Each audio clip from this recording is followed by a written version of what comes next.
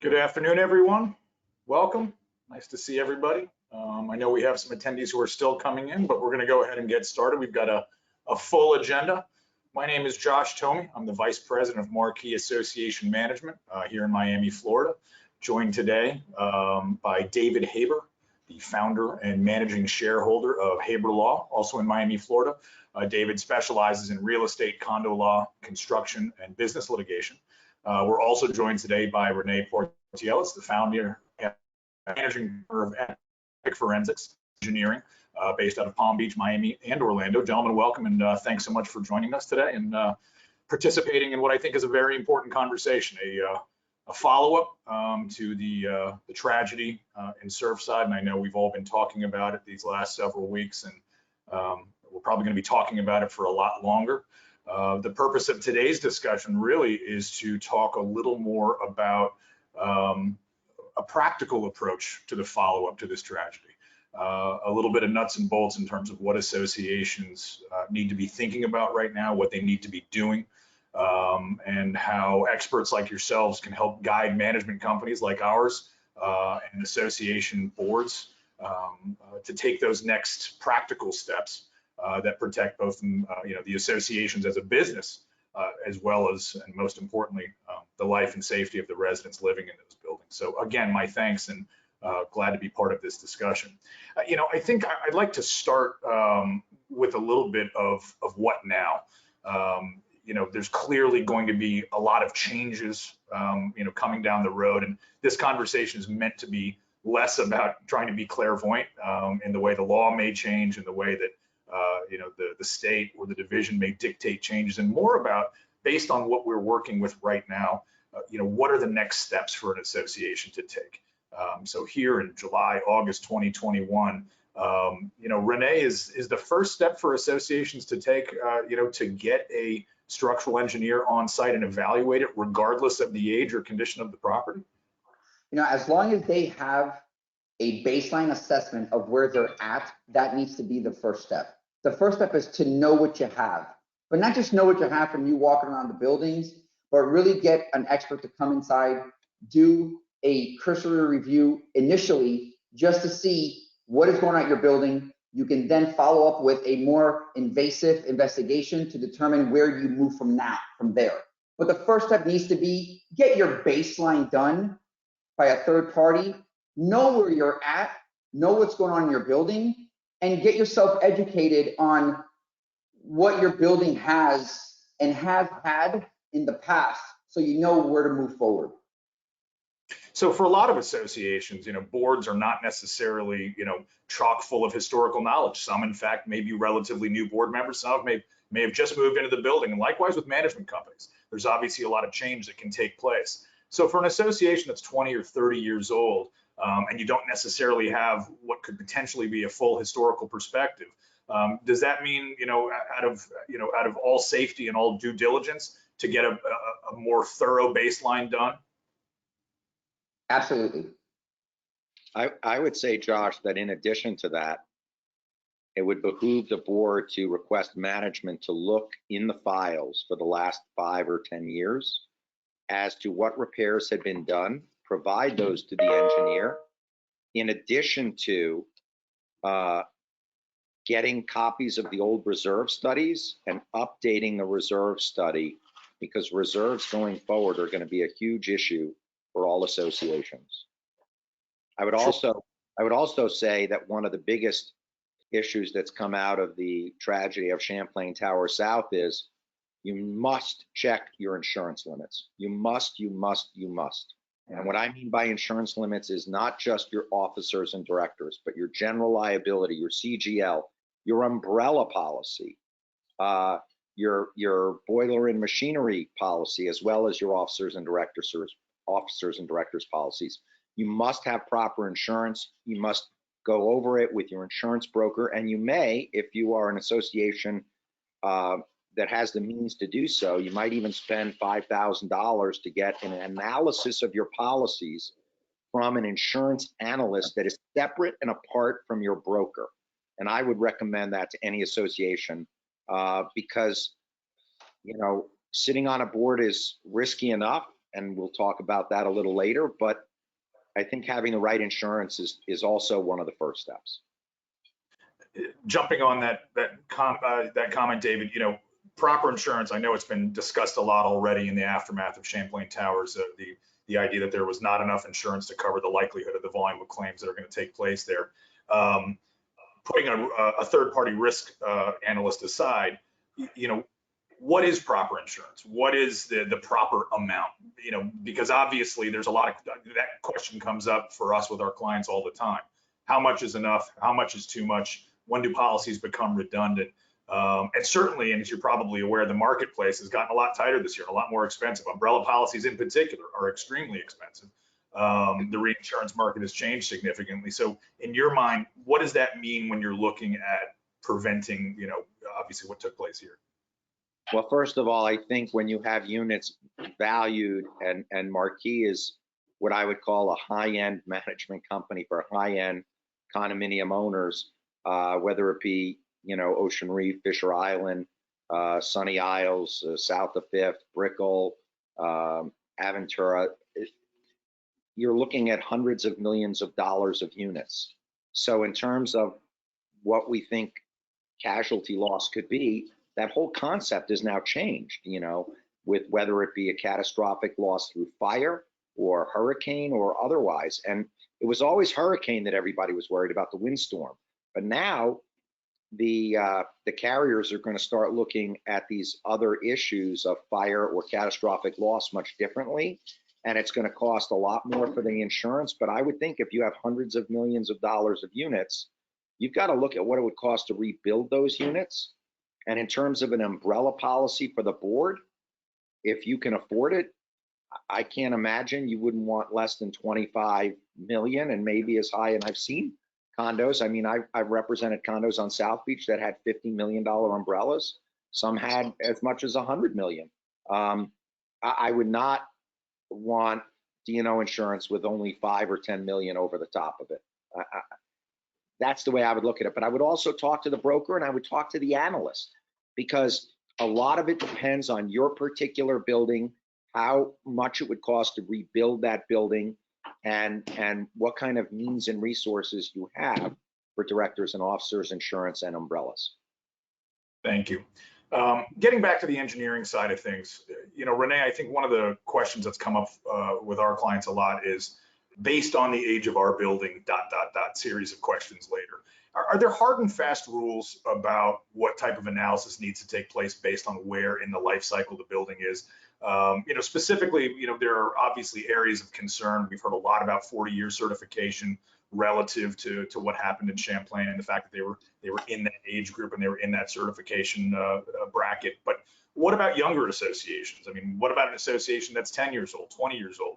What kind of things are you looking for differently in associations that might be a little bit younger, but that might be just as concerning? The big difference is going to be the level of deterioration. And that can be something that throws off somebody who's not trained to go over there and look at a newer building. For example, an older building, you're going to see spalling of concrete in the garage. And you find out what the causation is, and it ends up being that it's the waterproofing that went bad, and it's been soaked in this reinforcing for years, causing it to spall. In a new building, it's the same exact failure mechanism, the waterproofing that is installed.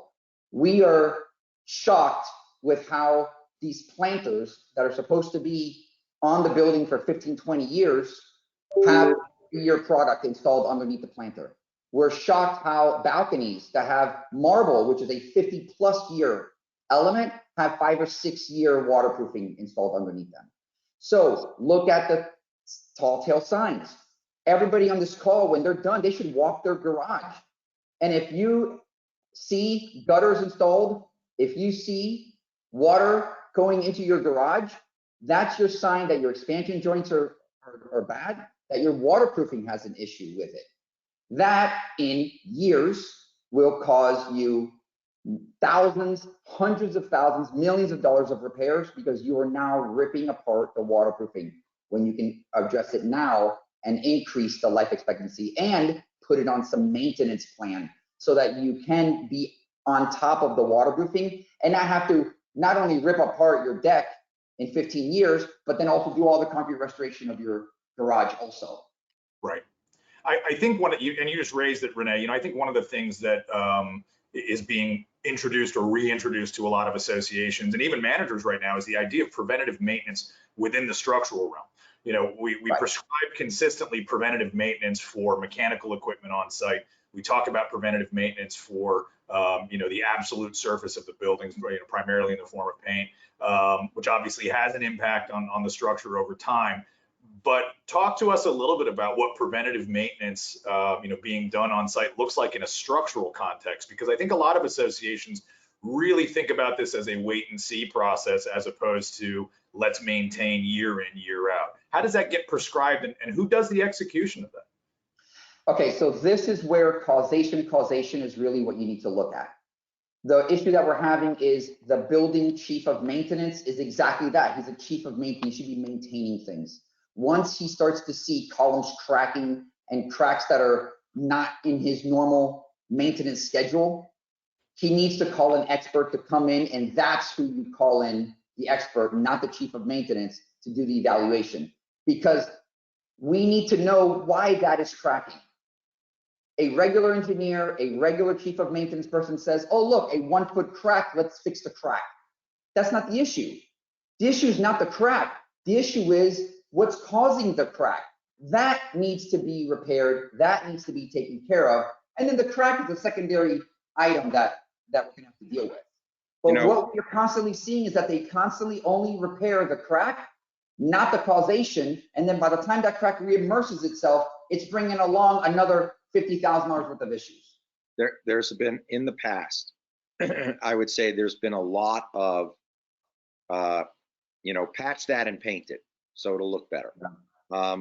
Whether it be a concrete column or whether it be on a pool deck or whether it be underneath the pool deck. But I think what Renee is saying is, first of all, most of our buildings, especially the luxury buildings near the water or on the water, are built where, in essence, the garage is a bathtub, except instead of keeping the water in, you're trying to keep the water out. And when you see that people have diverted the water with like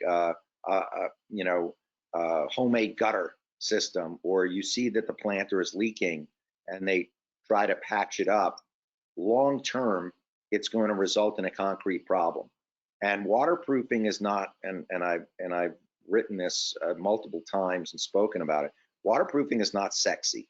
There's nothing that's going to increase the value of your unit the way beautiful marble lobbies and beautiful elevator cabs and elevator hallways and amenities such as a pool or a jacuzzi or the lounge chairs.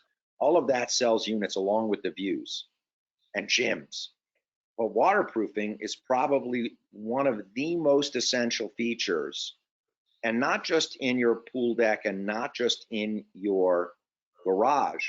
I'd like to also point out that all of these balconies that have tile on them should have waterproofing underneath so that you don't have corrosion of rebar and cracking and spalling concrete down the line, which will happen when exposed to the southeast salt air that is prevalent in Miami and South Florida. So I would say that every building also needs, as a baseline, a waterproofing spec for all balconies by a licensed structural engineer that will be able to integrate with the sliding glass door in such a fashion that you don't have water coming in and it protects the slab underneath the tile. Otherwise, the water, tile is porous. It's going to get in there. And then if it sits on that slab over 40 years, it's going to degrade the concrete.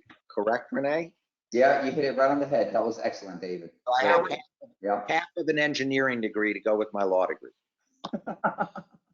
Now, Renee, my sense is that type of waterproofing specification might also come as part of a preventative maintenance / overall maintenance specification that a structural engineer would design for an association.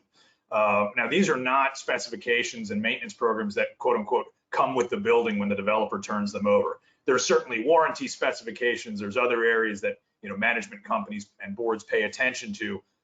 in that process. But is that type of waterproofing specification part of what you would see in that PM, and what else might be included in that? Okay, so in the maintenance program, it's important, one, and I'm going to back up for a second. Please. The guy who is there on site, your chief of maintenance, he needs to know what his limits are. He needs to know when he can maintain something and when he needs to pick up the phone and call somebody.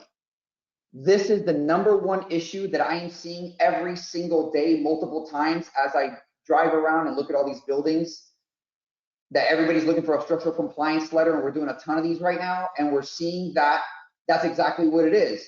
Why is the chief of maintenance performing and installing waterproofing? Why is the chief of maintenance installing concrete on columns?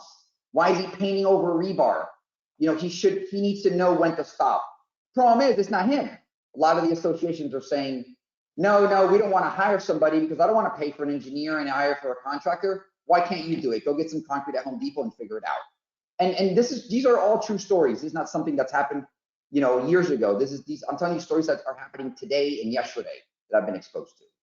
So maintenance program needs to be, the chief engineer needs to look at the site, needs to understand what is happening. Before that maintenance program gets implemented, the property manager, along with their staff, need to know everything about their building. Even though, Joshua, you said, well, a lot of these guys don't know, the new boards or the new property management companies, they don't know the history on the building. I guarantee if they start looking through their documents, they're going to see engineering reports. They're going to start seeing issues. They're going to start seeing minutes that say that, there was this engineer came, this was an evaluation that was performed, this was the opinion of the engineer, project on hold. Right. That's a problem. Whether your building is 5 years old, and especially now with the turnover, every new building knows what condition they're in. So what are we really talking about? We're talking about buildings after the turnover, 5 to 8 years in, before the 30 years. So we're looking at these mid-teenage, 20-year, 30-year buildings that they forgot about the turnover already. They're nowhere near the 40 years, so they're sitting pretty and they're just going to enjoy their building. Everything falls apart that we've seen in our experience in that era. They need to have a maintenance program that defines reviewing of every element of their building. Look, the building is like you, Joshua. You're in the gym. You do something, your elbow hurts. Your elbow hurts. You go to the doctor. Hey, my elbow hurts. Your body is telling you what's wrong with you. Buildings they can't handle pain. The smallest overstress, relief crack. Oh, look, there's a crack there. There's a crack there. There's a crack there. There's settlement here. There's flooding. There's calcification. There's all these things that are happening. It's like you saying my elbow, my knee, and I'm not going to go to the doctor. That's exactly what's happening. The building is screaming out, I want to see a doctor. I want a structural engineer to evaluate me, tell me what I need to do, and then go to surgery with the contractor and get my ailments repaired. But you have to listen to it. Renee, let me interrupt you because and David, just let me jump in for you in one second here. In that review process, in that putting together the documents of the past, if you will, and again, regardless of where the association is in the life cycle, where does liability begin to get created for the association, for the board of directors?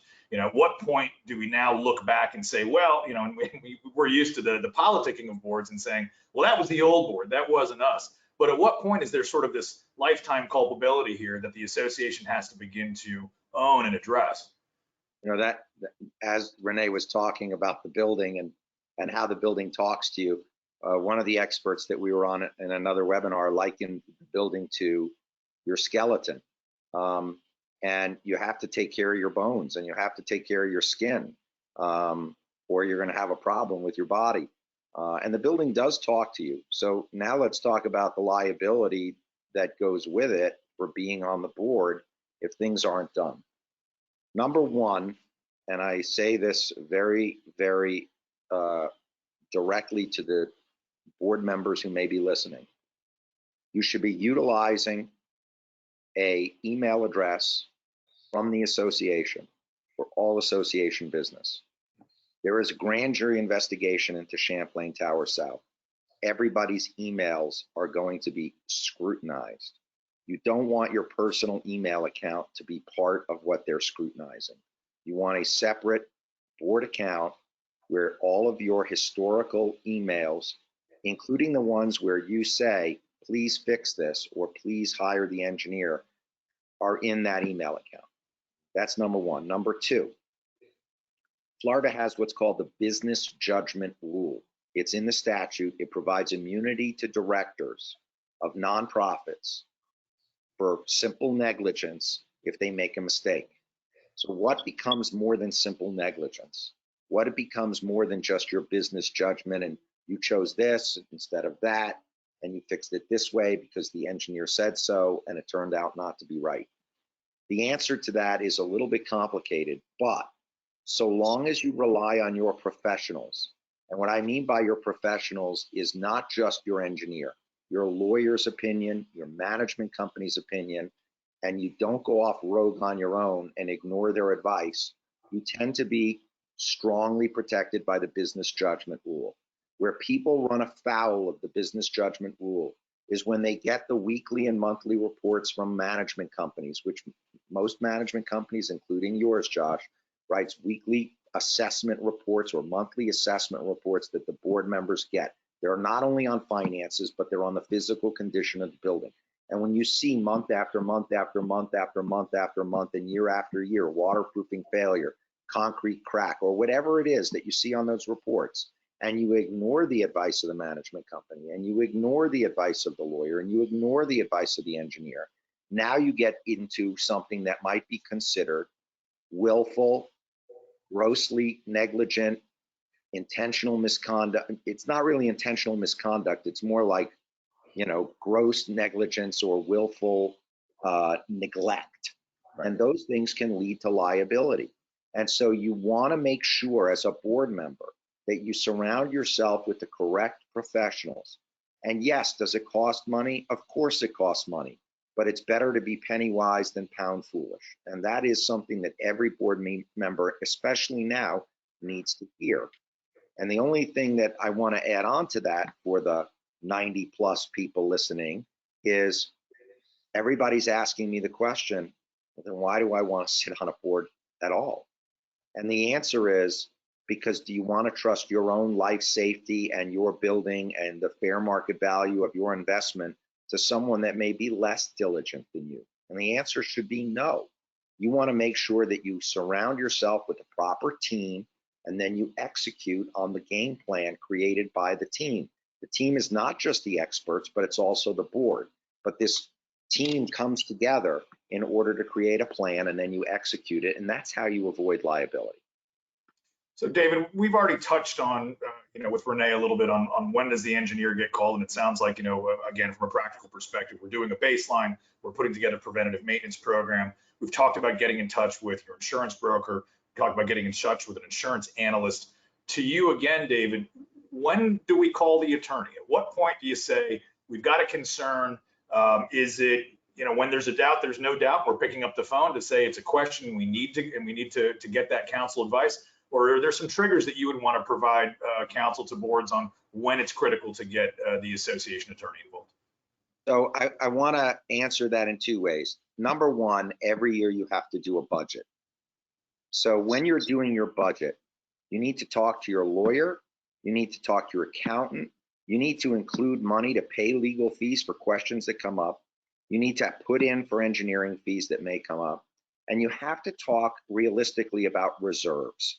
So in the life cycle of the building, generally in about November of every year or October when you're doing budgeting, you should be on the phone with your lawyer, with your accountant. You should have your reserve study specialist. When it comes to the baseline, this is the way I think it should be. You call your lawyer first because you want a good contract with your engineer. You want to make sure you have proper insurance from the engineer. You want to make sure you have a qualified engineer that's been vetted by your management company. Once your engineer then does the baseline, you then get a set of specs from the engineer, and it has to go out to bid. But you need your lawyer to draft what would be a base contract with certain conditions in it so that everybody's bidding apples to apples and not apples to oranges. Your engineer and your lawyer work on that contract. Then the bids come back and they get analyzed by the engineer, next. And then once there is a bidder selected to do the work, then the lawyer goes back to work on drafting the final contract, negotiating the terms with the assistance of the engineer and the management company. And now you have a contractor on site. I would point out to you, your management company is not an owner's representative. They are running your building. They are not running your construction job. And if you think that your on-site manager can do both effectively, you're typically wrong, because construction jobs involve all kinds of logistics, where you're putting the materials, where you're going to cordon off, where you're going to close balconies, where you're going to have to shut down the garage. This is a full-time job for an owner's rep. And you should not skimp on an owner's rep, because you want to make sure your job runs correctly. The other thing I would point out is, do not do a renovation or a remediation project without a bond, whether it's a payment and performance bond or another bond, a surety bond. You must have a bond, because you're dealing with owner's money, not your own. And you want to be protected as a board member. So when your lawyer, such as Haber Law, says you better get a bond, that means go get the bond. And does it cost money? Yes. But if the contractor were to go out of business, you would be protected. If they quit halfway through the job, you would be protected.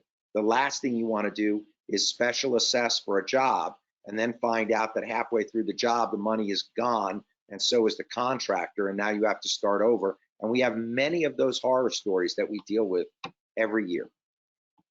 And also there, that was an excellent point, but to add to that also is not just that the contractor leaves, but what is your original engineering evaluation to come up with the bid form to do the construction on your property? What is that like? Because we all hear the horror stories on how did my $2 million project become a $15 million project? This is the second or third special assessment. You come back and we look at the records and we find out that the association did a $3,000 visual review with an engineer. He walked around, looked at it for a couple of days, and then put together a $2 million scope to repair it. I'm sorry, that does not work. Banks are now getting wind of that, and they're actually thinking about hiring third-party engineers to evaluate the loans that are given to properties so that the scope of work that is required to be performed matches the loan amount. Okay, this is huge. And how do you do it? Not by visual. No, you're doing a visual evaluation. You're doing destructive testing in the beginning so that you understand that when you see 1 inch of crack, it really is 1 inch, or is it 6 inches? So every time I see 1 inch of crack, it's really 6 inches. Why? Because we did destructive testing and found out that there's corrosion behind that crack, and you got to go 3 inches in both directions. And that's why it's not really a 1 inch crack, it's really 6 inches long. Well, that means that when you get your $1 million assessment, it's going to be a $6 million project just on that. No, it's got to be changed, and you're going to see legislation is changing, and the bank's processes are changing because of that. So to Renee's point, so that everybody understands, especially when you deal with corroded rebar on balcony slabs and pool decks and the like, you may see 1 inch of crack, but the engineer has to go until they find good rebar. Yeah. Nobody will bid a remediation job other than on stucco cracking and delamination on a square foot basis, on waterproofing expansion joints on a linear foot basis, and on rebar on a linear foot basis, because they cannot tell how much they have to peel away, how much of the onion they have to peel to get to the problem or to the end of the problem. So one of the things we do is we work with people to get loans, and we do them in many cases as lines of credit, which you pull down the amount that you need as you need it, and you may need more. But to Renee's point about destructive testing, it is not cheap to swing a building with scaffolding and test and tap the stucco, nor is it cheap to test and tap the balconies or look at the balcony slab edges or look at the post-tension cable pockets. But if you spend a couple of $100,000 doing that, you may know much better whether you are looking at a $2 million job or a $12 million job. People, I don't know any other way to say it, they freak out at the thought of spending $250,000 to do this destructive testing. But in order to really analyze what your building is like under the skin, meaning the skeleton, you must do the destructive testing. You can't really look at the building and know whether the stucco is delaminating for sure. You can see some cracks, but without tapping it and doing a sampling plan, a statistical sampling plan of what the building really is like with the testing, you will never know what your project is going to be. And the time to do this, in many cases, and Josh and Renee know this, is when you're about to do your paint job, because then you have your scaffolding up. You can redo your caulking around the windows. You can redo your waterproofing. You can redo your paint job, and you can fix your balcony slabs, and you can fix any post-tension cable pockets that are a problem. But people go into the paint job, first of all, they defer the paint job. If you're supposed to do it every 7 or 8 years, they put it off to 10 to 12 years. Well, Renee will tell you that concrete cracking and corrosion is exponential. So in those 4 years that you're trying to save on the paint job, you may be creating a $2 million bigger problem on concrete. So Renee, I think one of the things that it comes up quite frequently as we talk about the process of what David is touching on here and getting into the scoping, if you will, of the work ahead, is how to select an engineering firm. You know, the landscape has gotten littered with firms that represent themselves as engineering firms. There's a qualifier. Are they a structural engineering firm? Again, engineering is sort of used ubiquitously, as you talked about. I mean, we even use it within our industry. You've got a building engineer. He's not really an engineer. He's a technician, or he's really a maintenance engineer, and not, you don't want to mislabel that. So talk to me a little bit about your industry in terms of separating out who is qualified to dig into these kind of projects. I've seen a lot of consulting firms that are sort of holding themselves out to be engineering firms because there are sort of qualified representatives that they bring in on a third-party basis. Well, it's just like going to go see a doctor. If you have a problem, you can go to a generalist. If you have a serious condition, you go to a specialist. So you want to vet your engineer. And just because he's a design engineer doesn't mean that he is being hired to do what you're supposed to do. Let me explain. What are you guys doing? You're doing a property condition assessment, right? You're not doing a new design on a new tower. You go to a design engineer for that. You're doing a property condition assessment. The engineer that you select better have a portfolio of performing property condition assessments on the building, because those guys are the ones that are going to be specialized in the causation and are not just going to spec the repair that's in front of them, like my example of the 1 foot of the crack in the column. They're going to understand the causation and put that in the bid, repair the cause, and then also add the crack to the column. So vet your engineer, make sure that they understand the property condition assessment process. If they're a forensics firm, even better. Those are the specialists. If there's anybody out there who knows about causation and why things are occurring, are forensic engineers, because that's their job. They are expert. They're on trial, and they have the expertise and they have the know-how, and not just that, they're geared. Really important. They are geared to be able to handle causation. They know what testing is to be done. They know how to perform the testing, and they know how to handle all these issues during construction. You always hear, well, you know, when we open the wall, we really don't know what we're going to find. That is what a regular engineer says. A forensic engineer says, no, guys, I know exactly what I'm going to find, because I know why that occurred. Huge difference. Huge difference. And on that note, Renee, please. I want to say one thing on that, and that is what you're going to find is, of course, the demand for good structural engineers, forensic structural engineers. It's going to be very hard, just like good lawyers. Right now, we're getting bombarded with questions every single day from condominium boards and management companies.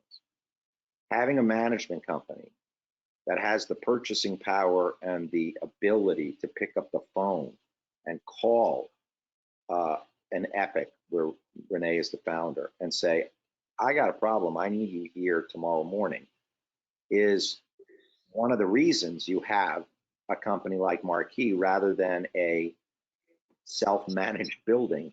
I can't imagine a self-managed building right now having any ability to pick up the phone and call any of the top engineering companies in town and getting them to come over to that building because it's supply and demand right now. And truthfully, it's companies like yours that have the ability on speed dial to pick up the phone and say, I need you at this building tomorrow morning at 9 o'clock, move heaven and earth and make sure you're there.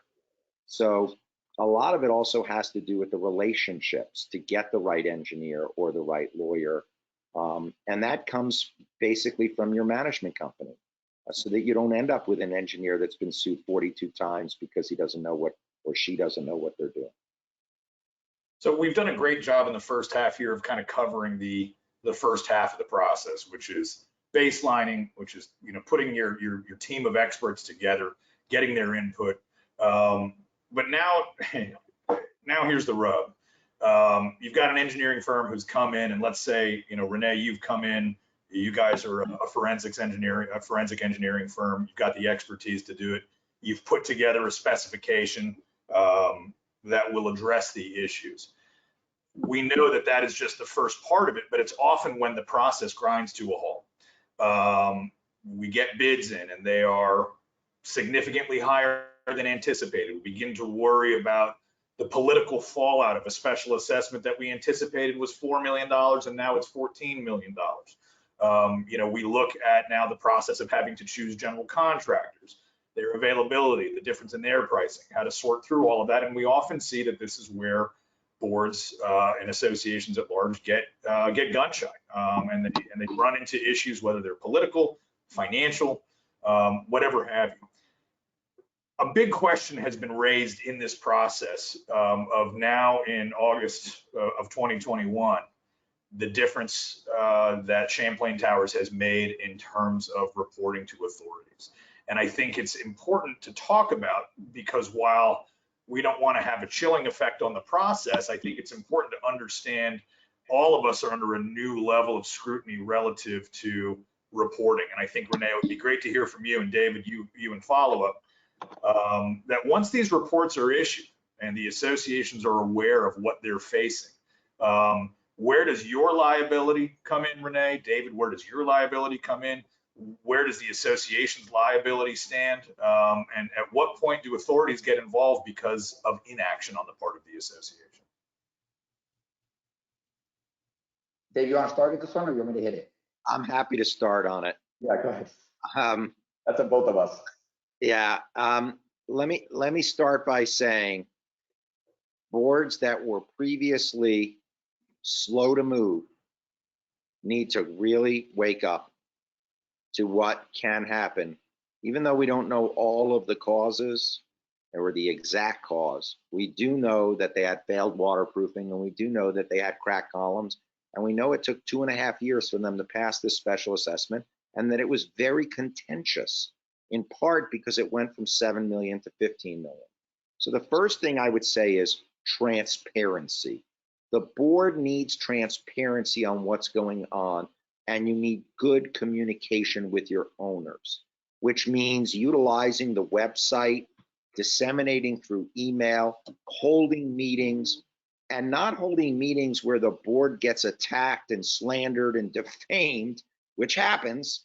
I wrote an article today, and it's luckily it got published in the New York Times, and it was a piece that talked about the politics of condominiums and what happens in this process.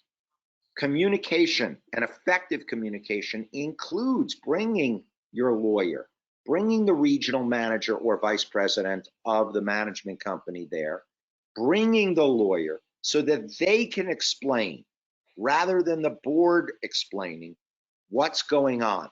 The board should not have to take the bullets, number one, and number two, you defer to your experts. So that's the first thing, is communication and transparency.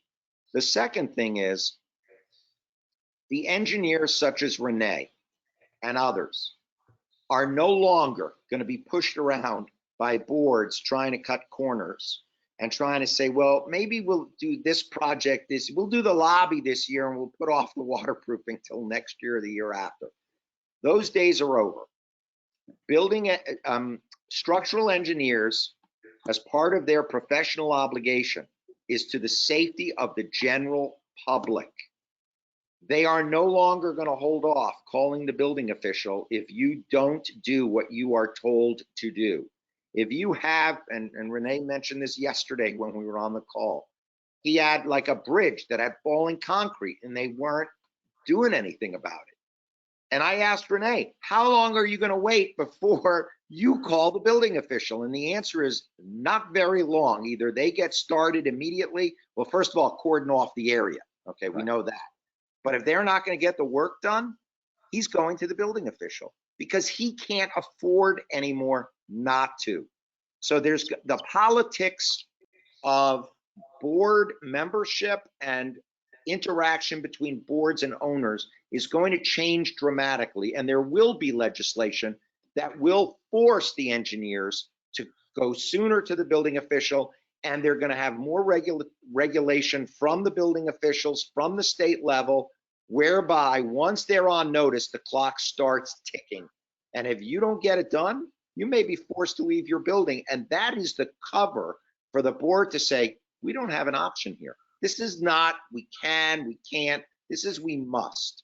And I think that's the big, takeaway from Champlain Towers is that we must. And I don't see boards waiting 2.5 years anymore. And I also want to point out that the statute allows for life safety and emergency conditions for the board to pass assessments without owner approval. And I believe you'll see a lot of that as well. Yeah. Renee, I'd love to hear from you in terms of where that line is between it's a good idea to and you have to, and what happens when a you have to is ignored or is not followed up on with good diligence. You asked about, you spoke about where my liability is. Every engineer out there, as Dave said perfectly, our responsibility, our allegiance is not to the association, it's to the general public. So what's going to happen? My liability starts the second I step foot on that property. Why? Because even if I do a walk around and just walk through the garage and don't say anything and don't do anything, and they don't even hire me, and something happens and I was there and I didn't call the city because I saw something that was a detriment to public safety, that's on me.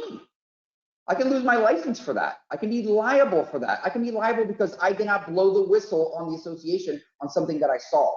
I did not put the association on notice that you do have a problem. I did not follow up with the association that they're not acting on their actions. And now I have to call the city just to verify and let the city put them on notice that the association. So that's the line. The line is, there is no line.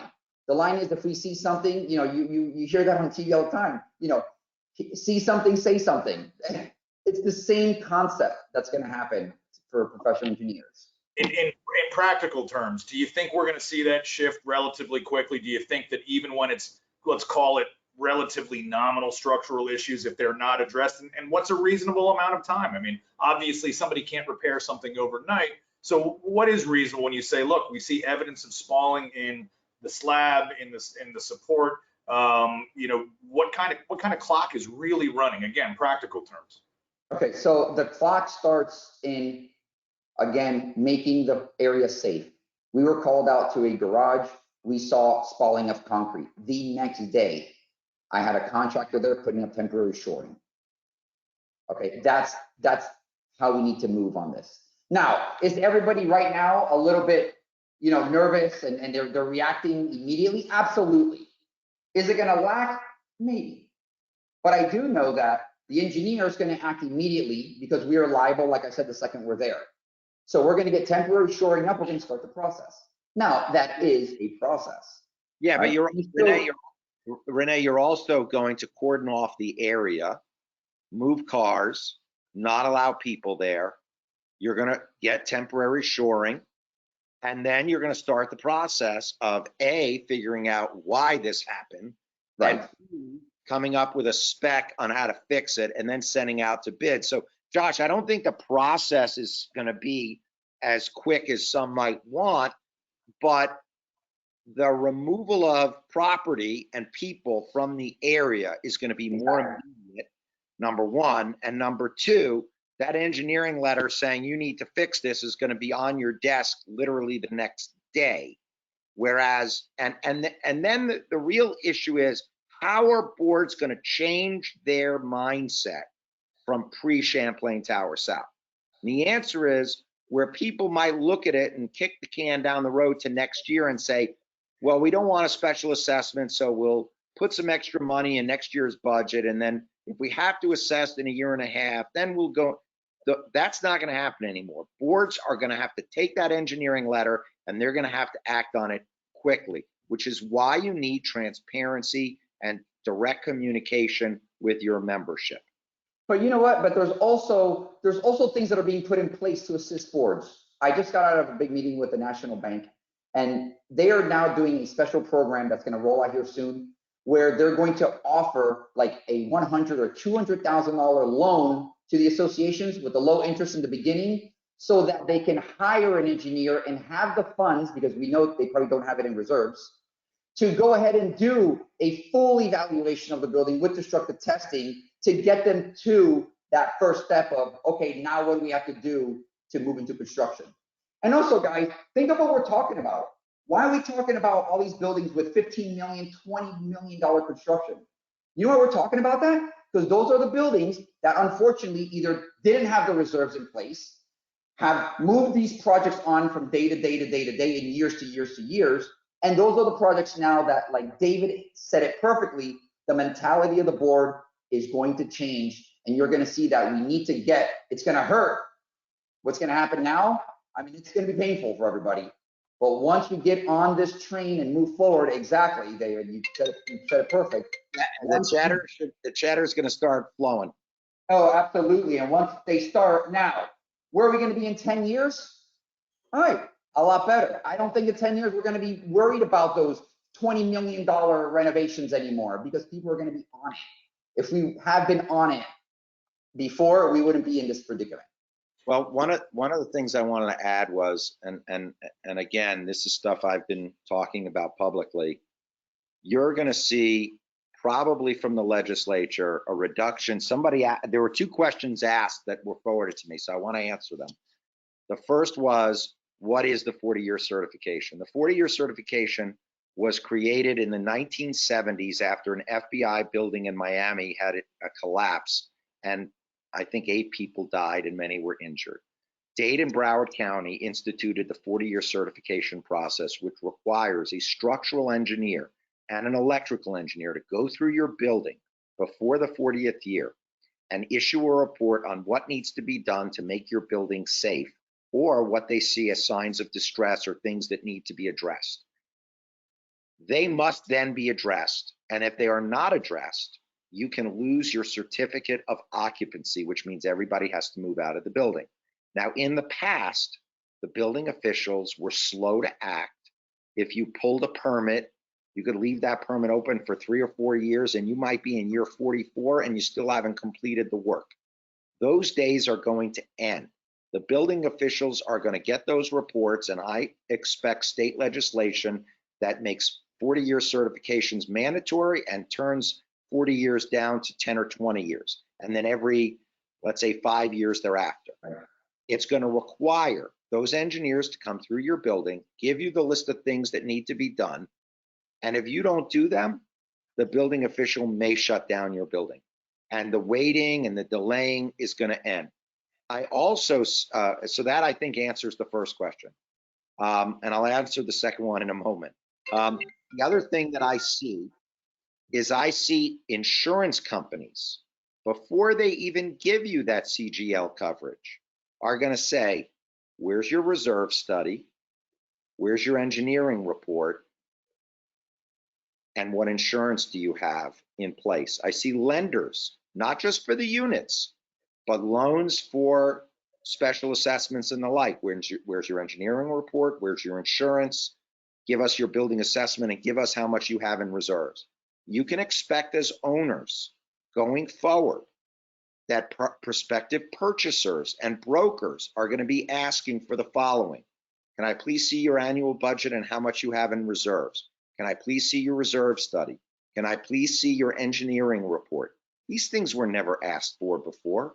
People went out to the lobby, they went to the pool, they looked at the gym, and they looked at the beautiful view out at the unit window. They didn't go into the garage. They didn't look at waterproofing. But now, if you have consumers that are aware of what the impact of not having reserves is, you're going to see a lot more diligence on the part of prospective purchasers. So if there are managers on this call, get ready. Have your reports in a place where you can have them uploaded and sent. Have your insurances in a place where you can have them uploaded and sent. Have all of that information available because prospective purchasers are asking for it. I've just had 3 contracts, including one on Fisher, where somebody said, I don't want to buy into the building. It's 30-something years old. I'm concerned. And they backed out of a $10 million purchase. So it's happening. It's happening right now in front of us. Let me, don't be surprised if lenders come at you with, oh, and by the way, we're bringing our own engineering firm out there to verify that the money that you need will cover the actual scope of work that you need to do. Not the scope of work that your association's engineer says you do, but it's going to be back checked by a third-party engineer. You know, I have something to add to that. You know, Fannie Mae had a loan program, and Fannie Mae had certain guidelines, which was if you had more than 15% delinquencies, they would not lend in your building. I don't know if anybody recalls that, but that, especially after the downturn in 2008, there were buildings that couldn't get Fannie Mae insured mortgages. I think you're going to see the same kind of thing with respect to buildings that don't have their proper reporting and a preventative maintenance program, long-term maintenance program in play. I think you're going to get a black mark against you in the lending market, which is going to reduce your fair market value. let me circle back to the touching on the 40-year certification, David, because I think one of the issues that's come up for a lot of clients is they're somewhere between 30 and 40 years. They've seen what happened at Champlain. They know they have a 40-year certification coming up in 1 to 9 years. They're now talking about getting an exhaustive structural assessment done and saying we're not aware that one has ever been done, to the extent that we're talking about now. But they're asking a value orientation question, which is saying if I'm a 37-year-old association and I'm going to spend $50,000 on a deep, true to form structural assessment, does any of that apply to my 40-year certification? What information can I gather now in advance of 40 years? Or even more to the point, can I start my 40-year certification before I'm 40 years old? And this is coming up a lot because, as you know, there was an enormous number of developments between, obviously what we're talking about with Champlain in 1981 and 1990. So we're going to see a ton of buildings, very similar construction styles, all coming up on 40 years. A lot of them are asking that question right now. So the answer to that is as follows. The 40-year certification means in the 40th year, your engineer has to certify that you have met and have completed all of the repairs. Right.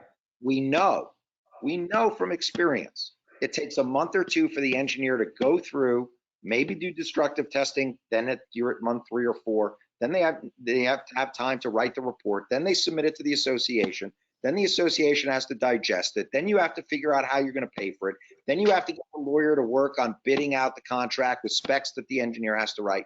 This whole process is a 6 to 9 month process just right there. Now you send it out to bid. Now the person starts to work, let's say somewhere between 9 months and a year. The work doesn't get done overnight. It's not like you snap your fingers and it's done. Some of these things take 2, 2.5, even 3 years to do the work. So if you were to start in year 40, you might not be done till year 43 or 44. And I don't believe building officials are going to give you 3 and 4 years leeway anymore.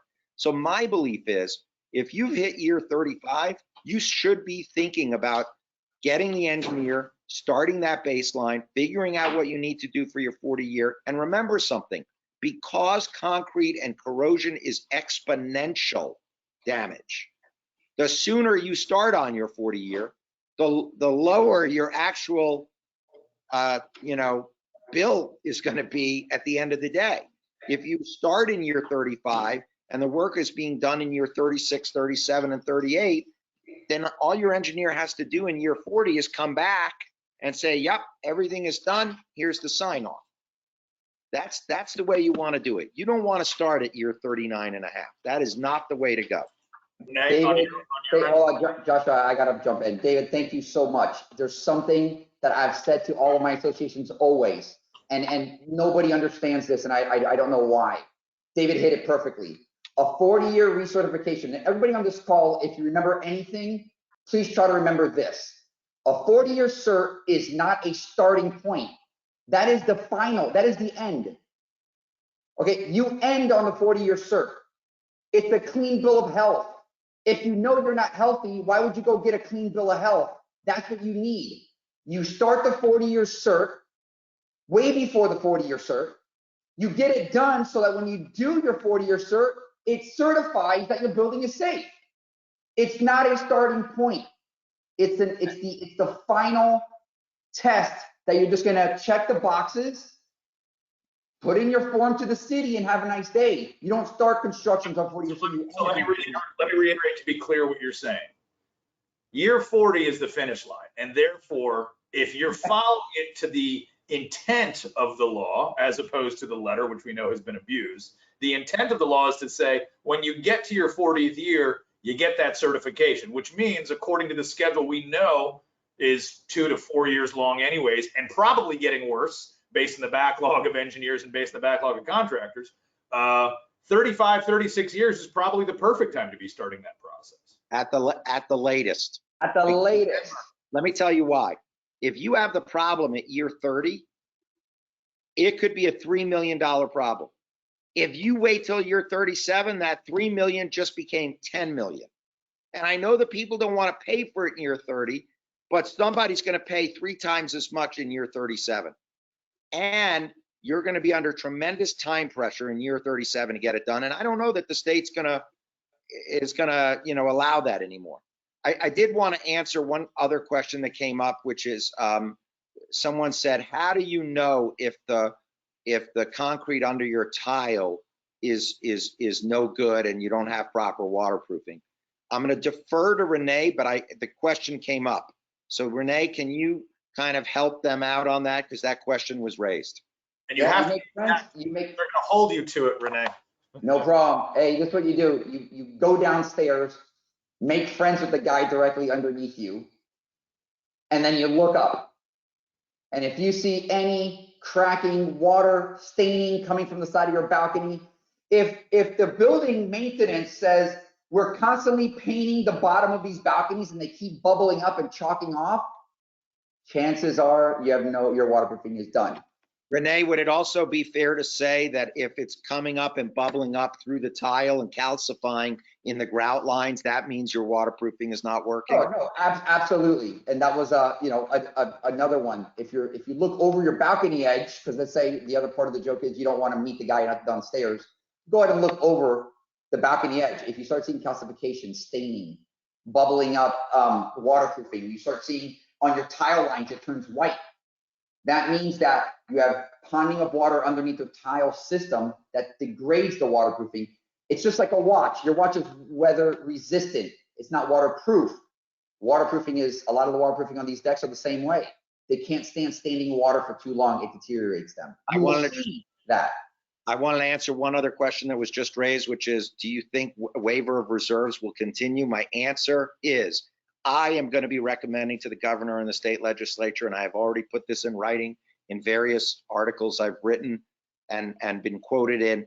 I believe that waiver of reserves for life safety measures should be abolished. You should not be allowed to waive life safety reserves. And the reason for that is it literally is kicking the can down the road and giving someone a huge balloon payment 35 years later. And that's when the politics of condo living really, that's where the rubber hits the road, is when someone ends up getting handed a bill. Everybody is eating at the table. They've left the restaurant, and you sit down in year 35 and you're handed this bill for $10 million. And you're like, but wait a minute, why am I the guy paying? I didn't even use it for 35 years. I think that's going to change. So I hope that answers that question. I've got questions coming in that I think are, we'll call them atypical scenarios. Although they may be more typical than we want to recognize. And that's something that was raised both instances in the Champlain Towers tragedy, which is issues of settling and issues of proximal vibration. There's obviously been such an enormous amount of construction that's taken place on fill or partial fill. There's also been an enormous amount of construction that's taken place around aging buildings. Renee, from your perspective, how important is it for associations to look at those type of atypical conditions? I can tell you we've been, not surprisingly, procuring a lot of, engineering survey studies over the last few weeks. And quite a few of the engineers have recommended holding out an allowance for soil studies and saying you may want to set aside X amount of dollars to do that. What's your perspective on that from an engineering side? Sure. Well, soil studies have to do with any settlement that's being done. Just like an X-ray of a slab or a concrete test has to do when you have an item in concrete that's distressing. If you're looking at a building and your engineer tells you that there is signs of settlement, remember the building's going to tell you. It's not going to lie to you. It's going to absolutely tell you immediately. Then there could be issues with the soil, and because concrete in your building is not designed to withstand those bending forces, it's not, and it cracks. And if you start getting these cracks that are mimicking settlement, then your next step is to take soil borings. Now, am I going to have an MRI of my head if nothing's wrong with it? No. If there's absolutely your building, not one crack, looks great, you have a survey, there's no change in the elevations, nothing at all, there's really no reason to go in on the first day doing a soil survey. Let me also say that some people are putting monitors, vibration monitors, on the base of their buildings in various locations. I would say the following, because the building next door that's going up, the big issue used to be concrete overspray and the destruction of your balconies and your shear walls that you may have just painted 3 years earlier. And I would always assert that you should have and you should negotiate with your neighboring building before they go up as part of the negotiation process to, in essence, consent or say we're in favor of this building going up. You should get some concessions and your lawyer can help negotiate them. And some of those concessions are money, but others are a free paint job at the end, to avoid problems with concrete overspray. But now you should also include putting vibration monitors at the base of your building and doing a full survey of your building so that if there is cracking that comes up after the building is going in next door, you have a baseline to say there was no cracking before, there's cracking after, and you can place the contractor and the building developer on notice of a claim. And I've seen that many a time. I think one of the final topics I want to raise is tied a little bit to what you just said, David, which is ongoing monitoring. One of the issues that clearly is going to come up is the frequency that these type of surveys and the type of preventative maintenance programs Renee was talking about are going to be reviewed. Historically, few and far between. I think going forward, clearly there's going to be some level of annual, biannual, every 5 years, every 10 years. We know it's going to change. We don't know exactly how it's going to change, but we know it's going to change. What recommendations would either of you make in terms of what now should be de rigueur on an annual basis? Do buildings need to be doing, photographing, using a drone to go up and down a tower and say, let's take photos of a building every year and let's monitor when we see new cracking, when we see staining? What kind of surveying, what kind of reporting, some of which is going to fall on management, some of which may fall on third parties, would either one of you be recommending just from a best practice standpoint? That's a great question because we don't know what the law is going to be. I'm recommending every 5 years at a minimum after the initial 10 or 20 year certification. But think about, this is where you're living, okay? So now that we have drones that are not that expensive and we have people, engineers that can operate them, I don't see why you wouldn't every 2 years, let's say, go and have a survey of the garage and a survey of the shear walls and the balconies. I just don't see why you wouldn't, because the expense of scaffolding is not really there on a visual because you now have the ability to use a drone.